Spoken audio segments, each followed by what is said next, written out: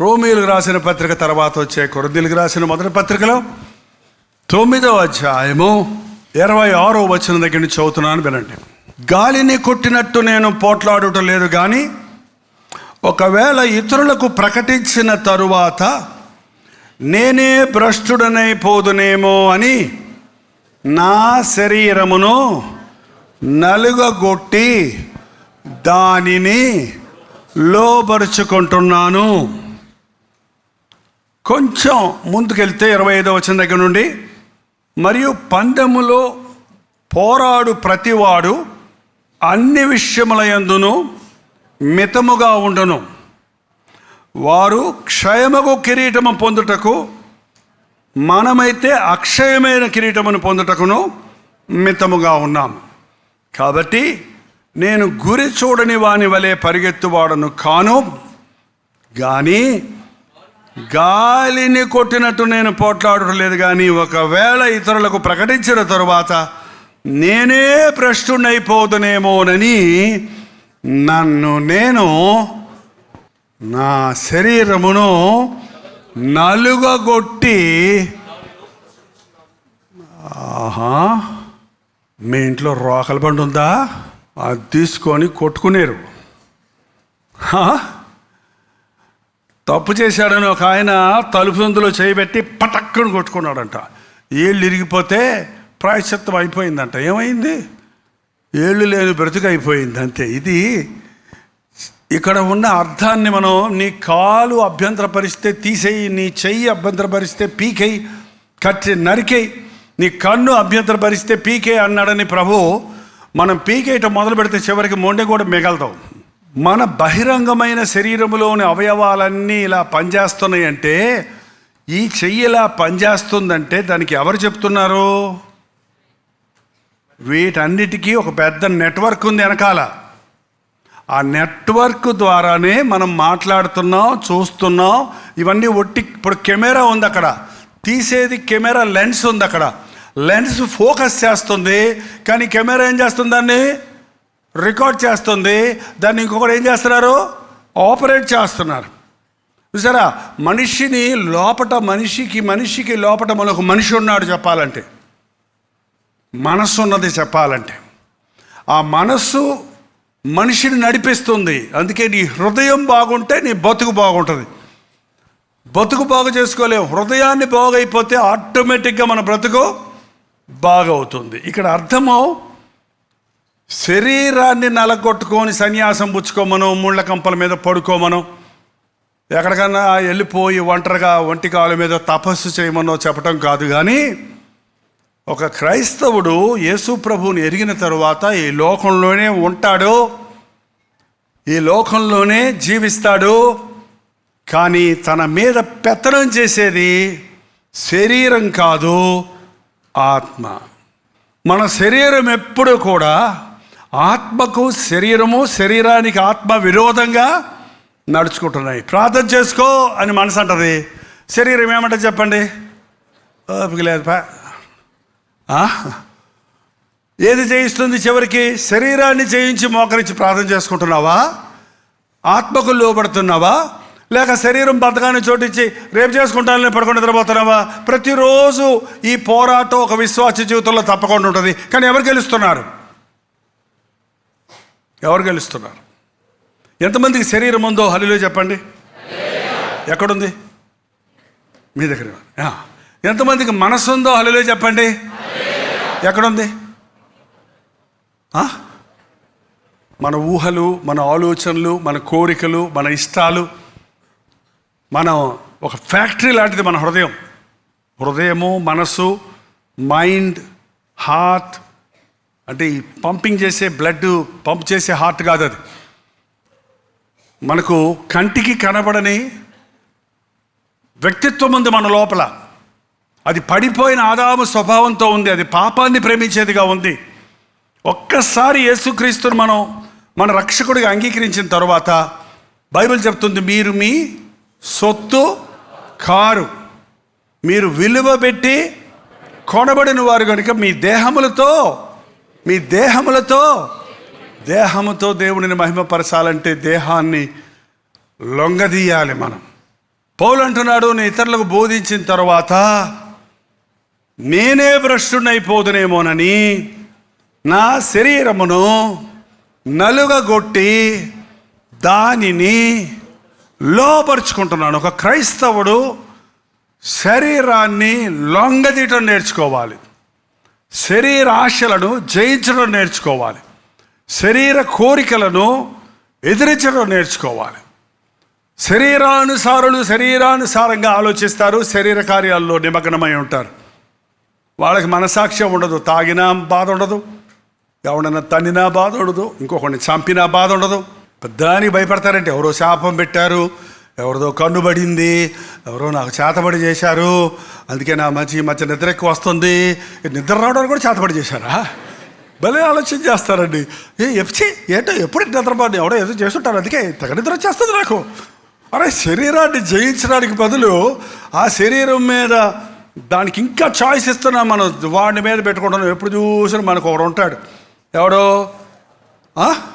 మన పాపాలు భరించే ప్రభువు మీద మన పాపం వేయకుండా మన పాపాలకు మూలమైనటువంటి సాతాను మనం ఎక్కడ లేని మర్యాద ఇస్తాం. సాతాన్ గారు రండి, బాగున్నారండి.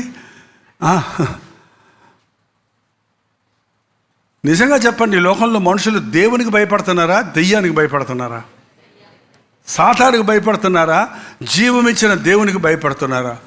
సహజమైన మనుషుడు లోకానికే భయపడుతున్నాడు, లోకాధికారాలకు భయపడుతున్నాడు. కానీ దేవుని బిడ్డలు దేవునికే భయపడతాం. నా దేహం దేవుని ఆలయం, నన్ను నేను నలగొట్టుకుంటున్నాననే మాటకండి, మనల్ని మనం డిసిప్లైన్ చేసుకోవాలి. నీకు ఏది ఇష్టమో దాన్ని నేను తినను అని నువ్వు అనలేవా? తినకుండా ఉండలేవా? తినకపోతే బతకలేవా? చెప్పండి చెప్పండి. మనకు ఒక ఆలోచన వచ్చిందంటే అది ఎట్టన్నా సాధించాలని అప్పులు చేసో, దొంగతనం చేసో, వాళ్ళను వీళ్ళను కొట్టో, ఏదో విధంగా మోసాలు చేసో దాన్ని అనుభవించాలనేది మానవుడి పతనమైన మానవుని తత్వం.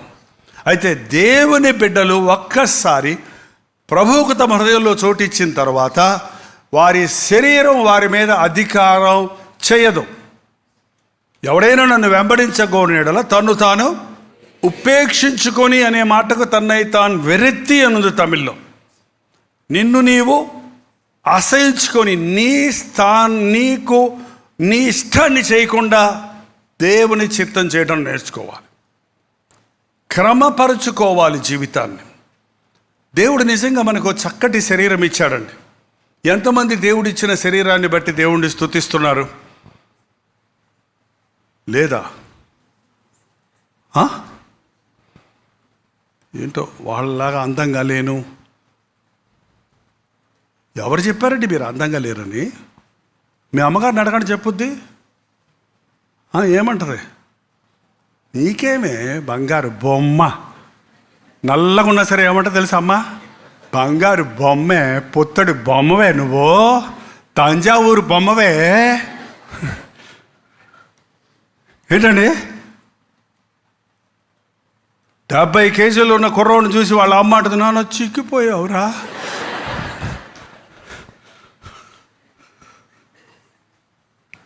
ఒక అమ్మకే అంత ప్రేమ ఉంటే మనల్ని చేసుకున్న ప్రభువు మనల్ని ప్రేమించడా? యూనిటీ ఇన్ దేవుడు వ్యత్యాసంగా చేశాడండి, వ్యత్యాసంగా చేశాడు. కొన్నిసార్లు కొన్ని రకరకాల మనుషులను తీసుకొచ్చి ఒక ప్రోగ్రాం తయారు చేస్తారు. అది చూడటానికి అన్ని తెల్ల మొఖాలు, పాసిపోయిన మొఖాలు ఉన్నాయనుకోండి. అక్కడ బూడిద రాలుతున్న మొఖాలే ఒకేలా. ఒకటి నల్లటోడు పక్కన తెల్లటోడు ఉంటాడు, వీడు ఎంత తెల్లగా ఉండదు, వాడు ఎంత నల్లగా కూడా తెలుస్తుంది. ఈ గిరిజాల చుట్టాడు పక్కన సాఫ్ట్ ఏంది ప్లెయిన్ హెయిర్ ఉంటుంది, వాడి పక్కన ఇంకొకడు ఉంటాడు, ఆఫ్రికా వాడు ఉంటాడు, ఇంతలో కళ్ళు ఉంటాయి, ఇంతలో పెదాలు ఉంటాయి, ఇంతలో ముక్కలు ఉంటాయి. తప్పుడు ముక్కలోడు పక్కన ఉంటాడు, జపానోడు, చైనావాడు. ఎలా చేశాడు దేవుడు? ఎవడు ఇందులో పనికిరానోడు, బాగోలేనోడు కాదు, ఎవరు బాగున్నాడో అంటానికి వీలు లేదు. ఇంకా లావు సన్నాలు అంటారా, అవి మీ అదృష్టం, మీరు చేసుకుందే. దేవుడు పుట్టినప్పుడు ఇంత లావు బిడ్డను పుట్టాడా? ఈ అబ్బాయి 90 కేజీలు అవ్వాలని 30 కేజీల పిల్లడు పుట్టాడా ఎక్కడన్నా? అదే పుట్టినప్పుడు అందరూ మ్యాక్సిమం 1-2 కేజెస్ పాయింట్ కొంచెం తేడా ఉంటుంది అంతే, అది మన చేతుల్లో ఉంది. అదే చెప్పేది ఎప్పుడు. తిండిని కంట్రోల్ చేయలేని వాడు, ఆడంబరాలు కంట్రోల్ చేయలేని వాడు, శరీరాన్ని అదుపులో పెట్టుకోలేని వాడు పాపానికి బానిసైపోతున్నాడు. తిండికి త్రాగుడికి బానిసైపోతున్నాడు. ఒక్కసారి మనం ప్రభు దగ్గరకు వచ్చిన తర్వాత మన శరీరం మనల్ని, ఇంకా శరీరంలోనే ఉన్నాం మనం. దేవుడిచ్చే మహిమ శరీరం ఉంది, అతి త్వరలో ప్రభు ఇస్తాడు మనకి. ఆయన వచ్చినప్పుడు మహిమ శరీరం మనం పొందుతాం. కానీ మట్టి శరీరంలో మనకున్నాం కాబట్టి ఈ శరీరం కిందకు లాగుతూనే ఉంటుంది. పాపానికి నా రాజుగారి భోజనం అండి, గుమలాడుతున్నాయి పంచభక్ష పరవాణాలు, మంచి వైన్ బాటిల్స్ ఉన్నాయి, ఇంపోర్టెడ్ వైన్స్ అన్నీ కూడా ఫ్రీగా తినటానికి. ఇది టోకన్స్ ఇచ్చాడు రాజుగారు. తినవయ్యా అని పెడుతుంటే అక్కడ ఉన్న కుర్రోళ్ళందరూ తెగదంటున్నారు. కానీ అది చూసి దానియేలు ఏమన్నాడు తెలుసా? నో, ఈ విగ్రహార్పితమైన ఆహారాన్ని తిని, ఈ మతుకు కలుగు చేసే ద్రాక్షరసాన్ని తాగి నా దేహాన్ని నేను అపవిత్రపరచుకోవడం, నా దేహము దేవుని ఆలయం. ఇది ఎప్పుడు మనసులో పడేసుకోండి. మీరు మనసులో, మీరు మారు మనసు పొందనంత వరకు మీ దేహము దెయ్యాల గుహ, మీ దేహము సమాధి గుంట, మీ దేహము మురికి గుంట లాంటిది అది. కానీ ఎప్పుడైతే మారు మనసు పొందామో ఎవరున్నాడు మన హృదయంలో? ప్రభు ఉన్నాడు. కాబట్టి రక్షించబడిన, క్రీస్తు రక్తములో కడగబడిన వ్యక్తి గృహము దేవుని మందిరం, దేవుని ఆలయం. నా దేహాన్ని నేను అపవిత్రపరుచుకోను. ప్రతి క్రైస్తవుడు తన శరీరాన్ని పవిత్రంగా కాపాడుకోవాలి, తన మనస్సును పవిత్రంగా కాపాడుకోవాలి. పోరాటం ఉంటుంది ఈ లోకంలో ఉన్నంత వరకు. అందుకే నువ్వు ప్రార్థనలో తగ్గిపోయినప్పుడు శరీరం ఎగురుతూ ఉంటుంది. నువ్వు ప్రార్థనలో బలంగా ఉన్నప్పుడు నీ శరీరం నీ కంట్రోల్లో ఉంటుంది. ఇది కంటిన్యూస్గా వెళ్ళాల్సిందేనండి. ఇది కంటిన్యూస్గా ఈ లోకంలో ఉన్నంత కాలం మేము ముసలోన్నాయని కాబట్టి నాకు శోధన రాదు అనుకోవటం సరికాదు. ఏంటండి, నాకు బిడ్డల తల్లిని కదా, నాకెందుకు ఇలాంటి పోరాటాలు ఉంటాయి అనుకోవటం. నువ్వు 30 సంవత్సరాల నుంచి ప్రార్థన చేస్తున్నాను కదా, ఇంకా నేను పడిపోను జారిపోను అనుకోవటం కుదరదు. అందుకే బైబిల్ చెప్తుంది, భయముతో వణకుతో మీ రక్షణ కొనసాగించుకోవాలి. అందుకే మందిరం కావాలి, అందుకే దేవుని బిడ్డల సహవాసం కావాలి, అందుకే అనుదిన వాక్య పఠనం కావాలి, అనుదినము దేవుని వాక్యం చదివి ధ్యానించి హృదయానికి అనునయించుకోవాలి. మన శరీరాన్ని లోపరుచుకోవాలి. మన శరీరం చెప్పినట్టు కాకుండా మన ఆత్మ చెప్పినట్టు, ప్రభువు చెప్పినట్టు నడుచుకోవడానికి వ్యాయామం చేయాలి. పౌలు అంటున్నాడు, నాలో మంచేమి, మళ్ళీ ఒకసారి చేయండి రోమీయులకు పత్రిక 7వ అధ్యాయం. నాయందు అనగా నా శరీరమందు మంచిదేదియు నివసింపదని నేను ఎరుగుదును, మేలైనది చేయవలనని కోరిక నాకు కలుగుచున్నది, కానీ దాని చేయుటకు నాకు కలగటం లేదు. నేను చేయగోరు మేలు చేయక చేయగోరుని కీడు చేయుచున్నాను. నేను కోరని దానిని చేసిన ఎడల దానిని చేయనది నా యందు నివసించు పాపమే కానీ నేను కాదు. కాబట్టి మేలు చేయగోరు నాకు కీడు చేయుట కలుగుచున్నదని ఒక నియమము నాకు కనబడుచున్నది. అంతరంగ పురుషుని బట్టి దేవుని ధర్మశాస్త్రమందు నేను ఆనందించుచున్నాను, కానీ వేరొక నియమము నా అవయవములలో ఉన్నట్టు నాకు కనబడుచున్నది. అది నా మనస్సునందున్న ధర్మశాస్త్రముతో పోరాడుచు నా అవయవములను పాప నియమమునకు నన్ను చెరపట్టి లోబరుచుకొనుచున్నది. ఎంత గొప్ప పరిశుద్ధుడైన పౌలుకే పోరాటం ఉంటే మనకు ఉండదా? మాకే పోరాటం లేదండి అన్నారనుకోండి, అసలు మీలో దేవుని ఆత్మకార్యం జరగలేదు. మీరు ఆధ్యాత్మికంగా మృతులై ఉన్నారు. ఎన్ని తప్పులు చేసినా కూడా నేనే మంచోడిని అనుకునే వాళ్ళు లోకంలో ఉన్నారా లేరా అండి? నా అంత మంచోడు లేడు. పనికిమాలిన పనులన్నీ చేస్తాడు, తాను మెచ్చుకుంటాడు. కారణం వాడి స్థితి వాడికి తెలియదు. ఎప్పుడైతే దేవుని ఆత్మ మనల్ని దర్శిస్తుందో, అపరాధముల చేతను దోషముల చేతను చచ్చిన వారై ఉండగా క్రీస్తు మనల్ని ఏం చేశాడు? చచ్చిపోయాడండి. 100 కేజీలు పెట్టారు, భారం లేదు, ఏం మాట్లాడతల్లా. సడన్గా వాడికి ప్రాణం వచ్చింది. ఎవరికి? 100 కేజీలు గుండెల మీద పెట్టుకున్నవాడికి ఏం చెప్తాడు చెప్పండి? ఏంటో చేమున్నట్టుంది తీయండి అంటాడా? ఏమంటాడు చెప్పండి? ఎవడరైతే భారం పెట్టాడు చచ్చిపోతారా? ఒరే ఎవడో పెట్టాడు, ఇది అక్కడి నుంచి ఉంది భారం. కానీ ఎప్పుడు తెలియలా. ఎప్పుడు తెలిసింది? ప్రాణం వచ్చిన వెంటనే ఆ భారం. అది మారు మనసు పొందినప్పుడు ఎందుకు ఏడుస్తారండి అని అడుగుతారు కొంతమంది.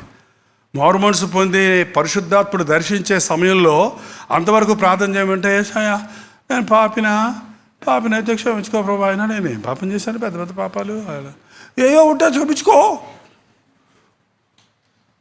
ఏంటండి అదే పరిశుద్ధాత్ముడు, అయ్యా నేను ఘోరమైన పాపినయ్యా, అయ్యా నేను అబద్ధికుడయ్యా, అయ్యా నేను వ్యభిచారినయ్యా, నేను దొంగనయ్యా అని కింద పడి కొట్టుకొని ఏడుస్తూ ప్రార్థన చేసే వాళ్ళను మన మీటింగ్స్లో చాలాసార్లు చూసామండి. ఎందుకు ఈ రోజుల్లో చూడలేకపోతామని బాధ కలుగుద్ది నాకు. మీరందరూ మారు మనసు పొందేసిన వాళ్ళా ఏంటి? అయితే మారు మనసు పొందడం వాళ్ళ దగ్గరికి వెళ్తాం లేదా ఏంటి? మనం ఒక పాపం అంతా బయటకు వచ్చేసేదాకా గుండెలు బాదుకొని కన్నీటితో రోధిస్తూ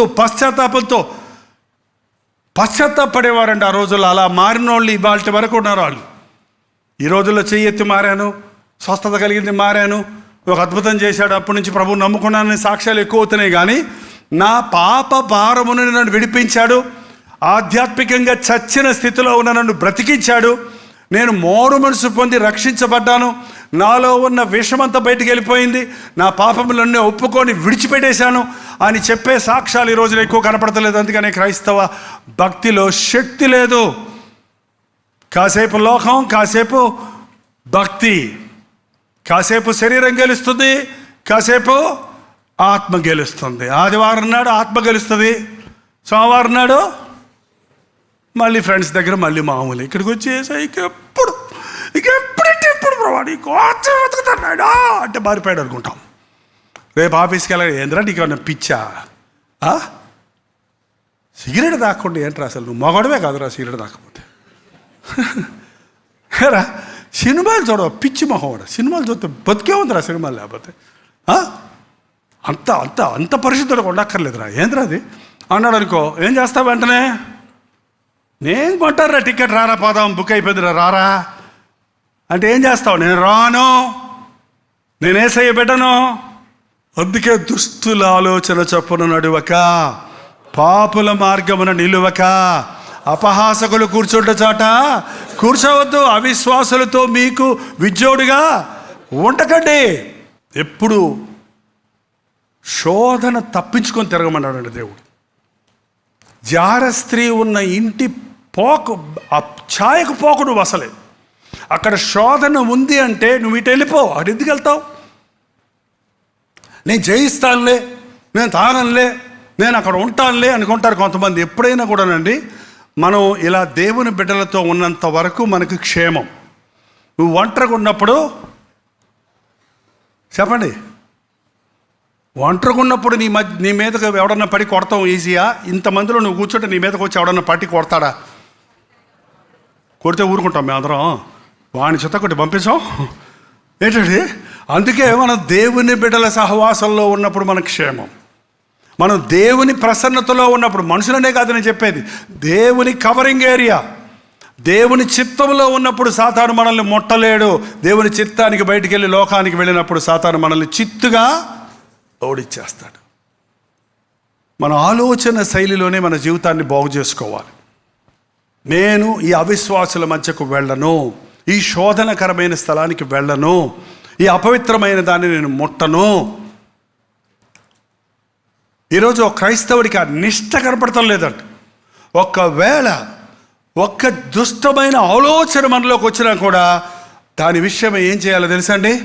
నిన్ను నీవు నలగొట్టుకోవాలంటే దేవుని సన్నిధిలో పశ్చాత్తాపడాలి.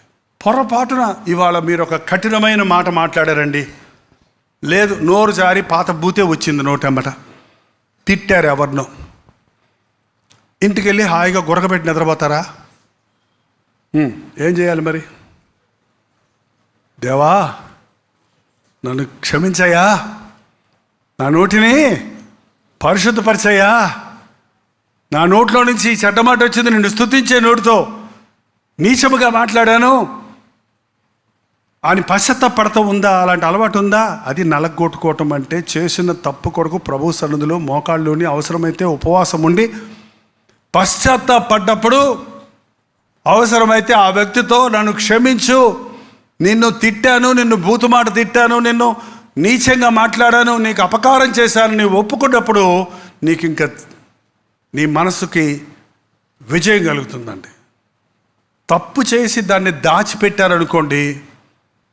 ఒక దొరగారి దగ్గర ఒక వంట ఆయనను ఒక బాతులు మేపేవాడు ఉన్నాడంట. ఆ బాతులు మేపేవాడు కర్ర ఇసిరేస్తే ఒక బాతు కాలు ఇరిగిపోయిందట. కాలు ఇరిగిపోయి బ్యాక్ బ్యాక్ బ్యాక్ అంటుంటే వాడు అటు ఇటు చూసి దాన్ని తీసుకెళ్ళి పీకు నులిపేసి గొంటేసి కాపెట్టేశాడంట. వంటగదిలో నుంచి ఈ వంట ఆయన చూస్తూ ఉన్నాడు. అన్నాడు, అన్నా చెప్పకన్నా దొరగారుగా చెప్పకన్నా, సరే రా తీసరా, అది ఎందుకు కప్పెడతావు అనవసరంగా, వండుకుందాం తీసరారా అని శుభ్రంగా వండుకొని ఇద్దరు తినేశారు. దొరగారికి ఒక ముక్క పెట్టలా. పోతే పోయిందిలే, ఎరిగిదిలే, వాళ్ళ బాతుకూర తిన్నామని ఇద్దరు సంతోషపడ్డారు. రెండో రోజు పొద్దున్నే ఈ వంట ఆయన, ఎంకన్నా ఏందన్నా నీళ్ళన్నీ తోడి పోయిరా, ఏదన్నా నీళ్ళు తోడి పని నీరు కదా, నన్ను పోయమంటాం ఏంటి, ఇదిగో తోడి పోస్తావా లేకపోతే బా అన్నా అన్నా అన్నా అన్నా వద్దన్నా తోడతాను. మళ్ళీ వచ్చాడు, రే ఎక్కడా ఏంటన్నా మళ్ళీ ఏమైందన్నా, ఈ అంట్లన్నీ తోవరా, నీ పని కదన్నా అది, తోముతావా లేకపోతే బా. ఇంకా వాడితో బండ చాకరీ చేయిస్తున్నాడు. ఏదన్నా చేయనంటే బా అంటాడు. ఒకరోజు 2 రోజులు 3 నెలలు 6 నెలలు అయిపోయింది. ఏంటో ఒకరోజు ఇటు కూర్చొని ఆలోచించుకుంటున్నాడు, ఏంద్రా బాబు నా బతుకెట్ట అయిపోయింది, ఒక్క బాతును చంపినందుకు చెడ్డ చాకరీ అయిపోయింది. నాకు జీతం ఇచ్చేవాడు ద్వారా ఆయన నాతో ఎంతో మంచిగా ప్రేమగా ఉంటాడు, ఈడెక్కడ దొరికాడు రా నాకు, వీడికి ఎందుకు ఇలా బానిసనైపోయాను నేను, వీడికి ఎందుకు ఇలా భయపడుతున్నాను, నేను చేసిన తప్పు అయ్యగారికి దాచిన మూలాన కదా, ఒప్పేసుకుంటా ఎలే ఒప్పేసుకుంటా అని గుమ్మం దగ్గరికి వెళ్ళాడంట. ఏడుపు వచ్చేస్తుందంట. ఎవరు అక్కడ ఏడ్చుచున్నారు అని దొరగారు వచ్చి రాని తెలుగులో లోపటి నుంచి మాట్లాడుతుంటే ఇంకా భయం వచ్చి, ఓ ఏమి అయ్యింది నీకో అనగానే బర్రను పరిగెత్తి ఆయన కాళ్ళ మీద పడిపోయి, నన్ను క్షమించాడు ద్వారా, నన్ను క్షమించాడని కళ్ళ నీళ్ళు గారిపోతుంటే కాళ్ళు పట్టుకొని ఏడు చేస్తుంటే, ఓ ఏమి అయ్యింది.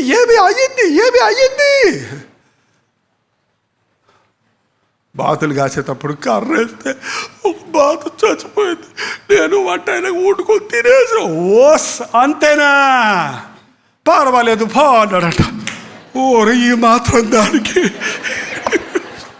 ఇది అప్పుడే ఒప్పుకొని ఉంటే 6 నెలలు సాకిరి తప్పేది కదా నాకు. ఇక చూడు, ముక్కు తుడుచుకొని కళ్ళు తుడుచుకొని బయటకు వచ్చాడు. పోయేటప్పుడు ఏడ్చుకుంటూ పోయాడు. వచ్చినప్పుడు చూడు, ఇక రే ఎక్కడా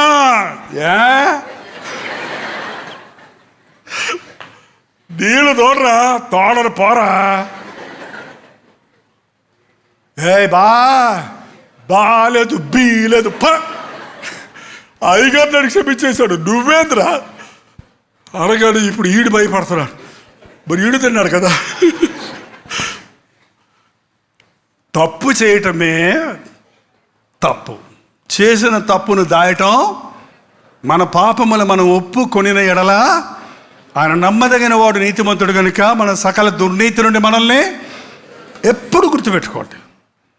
శరీరానికి నీ మీద అధికారం ఎప్పుడు వస్తుందంటే నువ్వు తప్పు చేసినప్పుడు, నువ్వు దేవునికి దూరమైనప్పుడు, నీవు దేవుణ్ణి బాధ పెట్టినప్పుడు మాత్రమే శరీరం నీ మీద పెత్తనం చూపించగలదు. నువ్వు దేవునితో సమాధానంగా ఉంటే, నీవు ఆధ్యాత్మికంగా సరిగా ఉంటే, నీ తప్పును ఎప్పుడప్పుడు ఒప్పుకుంటూ క్రీస్తు రక్తంలో కడుక్కుంటూ ఉంటే, ఏంటంటే ఒక్కసారి కడుక్కోవటం కాదు, మనం తెలిసి తెలియక ఏదో ఒక నేరం, మన బైబిల్లో రాసి ఉంది, కొన్ని ఆజ్ఞాతిక్రమాలు, కొన్ని దోషములు, కొన్ని బలహీనతలు ఈ లోకంలో శరీరం ఉన్నప్పుడు మనల్ని వెంటాడుతూనే ఉంటాయి. అందుకని ప్రభువు మళ్ళీ మళ్ళీ మళ్ళీ మళ్ళీ మనల్ని క్షమించడానికి కూడా సిద్ధంగానే ఉన్నాడు. మనం ఒప్పుకోవాలి, పశ్చాత్తాపడాలి, అది కక్కేయాలి.